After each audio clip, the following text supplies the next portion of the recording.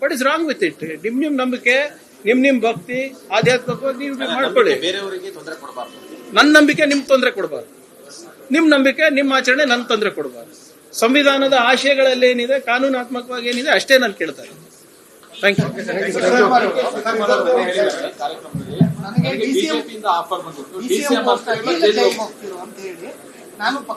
ಮುಂಚೆನೂ ಹೇಳಿದಾರಲ್ಲ, what is surprising ಇದೆ ನೋಡಿ ಸರ್. ನೀವು ದಯವಿಟ್ಟು ಕಳೆದ 10 ವರ್ಷದಿಂದ ಏನೇನ್ ನಡೀತಾ ಇದೆ ನೋಡಿ.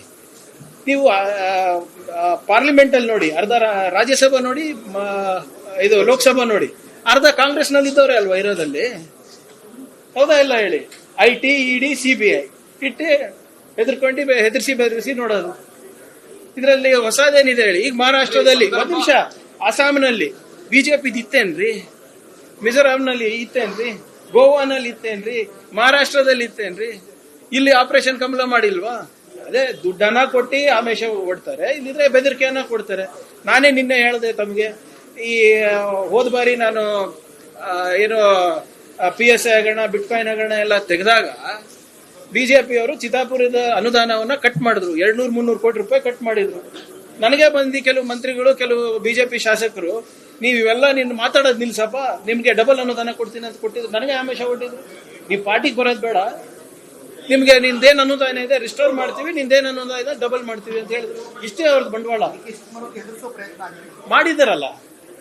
ಈಗ ಸಾಬೀತಾಯ್ತಾ ಸರ್? ಇಷ್ಟು ವರ್ಷ ಆಯ್ತಲ್ವಾ? ಈಗ ಎಷ್ಟು IT, ED ಕೇಸಸ್ ಅಲ್ಲಿ ಇವರು ಕನ್ವಿಕ್ಷನ್ ಆಗಿದೆ ಕೇಂದ್ರ ಸರ್ಕಾರದಲ್ಲಿ? Not even 2%. They are using it as a political weapon ಅಷ್ಟೇ. ಚರ್ಚೆ ಆಗ್ತಾರದು ಅದಲ್ಲ, ನಿಮ್ಮ ಪಕ್ಷದಲ್ಲಿ ಅಧಿಕಾರ ಹಂಚಿಕೆ ವಿಚಾರ ಇದೆ. ಆ ಕಾರಣಕ್ಕೋಸ್ಕರ ಸಂದೇಶವನ್ನು ಈ ಸ್ವರೂಪದಲ್ಲಿ ಕೊಟ್ರ ಅಂತ ನೋಡಿ. ಇದು ಅವಾಗ್ಲೂ ಮಾತಾಡಿದರೆ, ಇವಾಗ ಗಮನಿಸಿದಿರ ನೀವು ಅಷ್ಟೇ.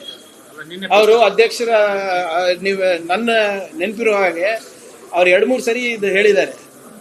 ಅವರು ಅಧಿಕಾರವನ್ನ ಸ್ವೀಕಾರ ಮಾಡ್ಬೇಕಾದ್ರೂ ಹೇಳಿದ್ರು ಯಾವ ರೀತಿ ಅವರು ಬಿಜೆಪಿ ಅವರು ಇವರಿಗೆ ಆಮಿಷ ಕೊಡ್ತಾ ಇದ್ದಾರೆ. Thank you sir. Nara Lokesh, ನಿಮ್ಮ ಸರ್ಕಾರ ಅಸಮರ್ಥ ಸರ್ಕಾರ, ನೀವು ಅಸಮರ್ಥರಾಗಿದ್ದೀರಿ.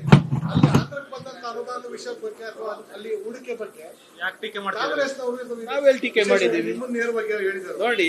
ನಾವ್ಯಾಕ್ರಿ ಟೀಕೆ ಮಾಡ್ತೀವಿ? ನೀವು ನಮಗ್ ಟೀಕೆ ಮಾಡಿದ್ಕೆ ಅಲ್ವಾ ನಾನು ಹೇಳಿದ್ದು.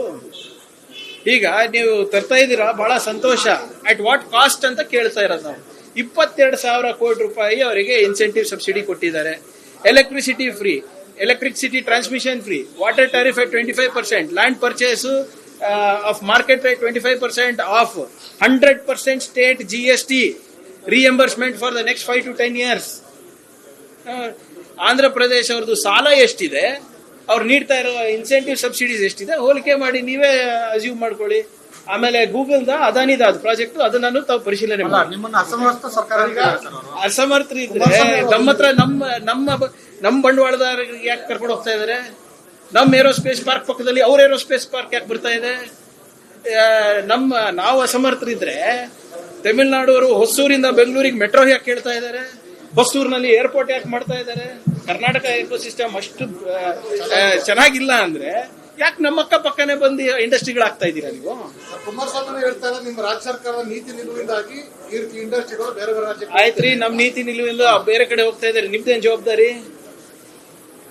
ಕೇಂದ್ರ ಸರ್ಕಾರದ ಸಚಿವರು ಇರ್ಬೋದು, ಬಿಜೆಪಿ MP ಅವ್ರು ಇರ್ಬೋದು, ಕರ್ನಾಟಕದಲ್ಲಿ ಬರೀ ಟೀಕೆ ಮಾಡಕ ಅವ್ರ ಕೊಡುಗೆ ಏನಿದೆ?